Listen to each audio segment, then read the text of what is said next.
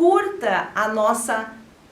Canal Trolendo apresenta dicas de redação do vestibular da Unicentro.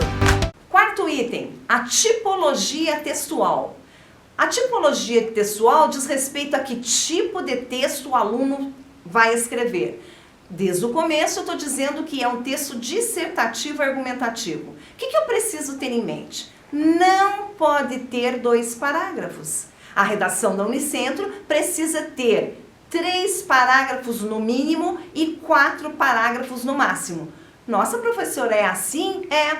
Nós temos um mínimo de 17 linhas e um máximo de 22. E a estrutura da dissertação exige introdução, desenvolvimento e conclusão. Então, eu preciso ter, no mínimo, 3 parágrafos e no máximo 4. Quando isso acontece? Quando eu vou trabalhar com 2 argumentos. Porque daí eu coloco num parágrafo a introdução, o primeiro argumento no segundo parágrafo, o terceiro argumento no terceiro parágrafo e a conclusão no 4º parágrafo.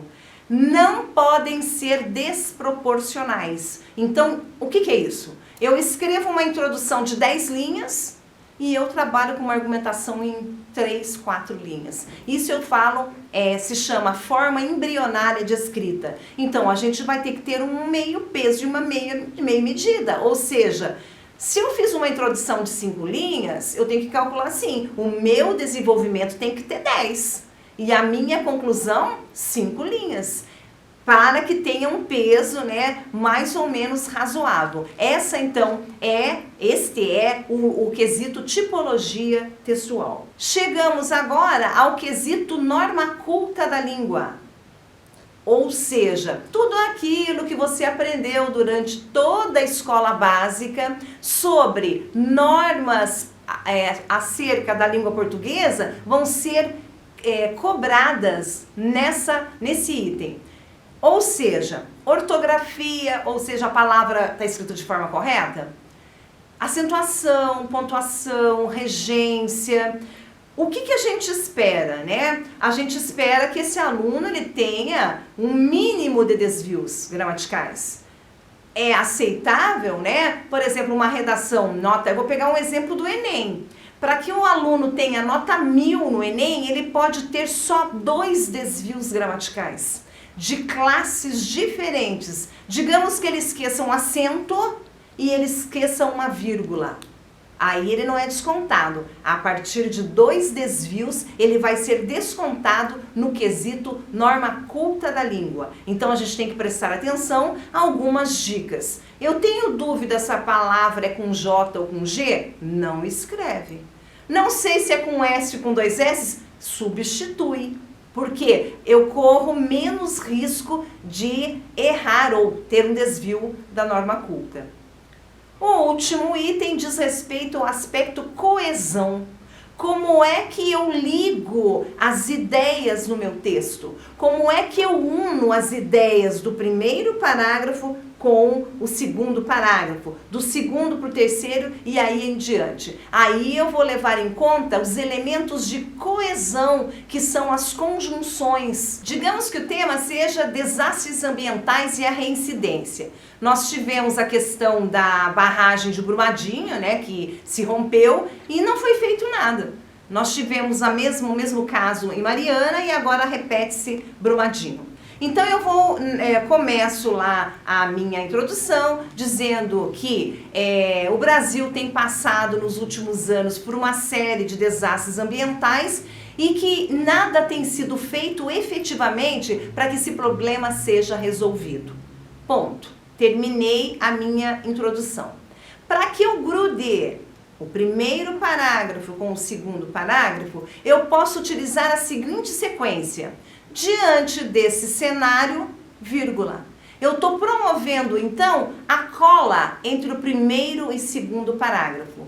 É necessário, professora? É, porque senão meu texto fica parecendo argolas desconectadas. Uma argolinha da introdução, outra argolinha do desenvolvimento, da conclusão. Eu preciso da cola, do elo. Para eu terminar, geralmente nós utilizamos portanto, então, dessa forma. Para quê? Para promover o fechamento das ideias. Mas a coesão também não é só grudar ideias entre os parágrafos. Eu também preciso unir as ideias dentro de um mesmo período. Por exemplo, o Brasil passa por uma situação em que as matas têm sido devastadas e queimadas regularmente. Vírgula, as matas, eu estou repetindo palavra. Quando há repetição, o meu corretor entende como uma falta de vocabulário e uma falta de coesão entre as ideias. Então, repetição de palavras vai impactar no item coesão. Esses são os critérios que são utilizados na redação da Unicentro para a nota final. Alguns recadinhos. Quando que eu zero a redação? A gente não quer nunca que isso aconteça.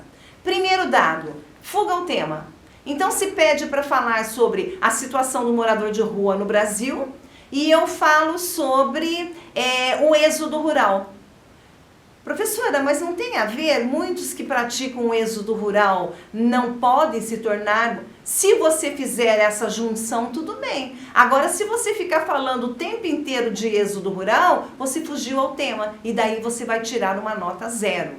Outro dado, escrever menos que 17 linhas e mais que 22. A sua redação é zerada. Se você, por algum motivo, marcar a prova, você coloca um emoji, você coloca um coraçãozinho, uma setinha, coloca lá um arabesco, né? Faz uns risquinhos. Isso é considerado marca de identificação. Você tira 0. Assinei no final, fiz uma rubrica. Tirou 0, você não pode se identificar. Então isso a gente pode se preservar. Escrever com caneta azul clara, verde clara, roxa, vermelha, não pode, porque a tinta permitida ou é preta ou é azul. Isso também pode impactar num 0. Qualquer dúvida quanto à redação na Unicentro, deixa sua dúvida no comentário que nós iremos responder. E não se esqueça, curta o nosso vídeo. Até a próxima!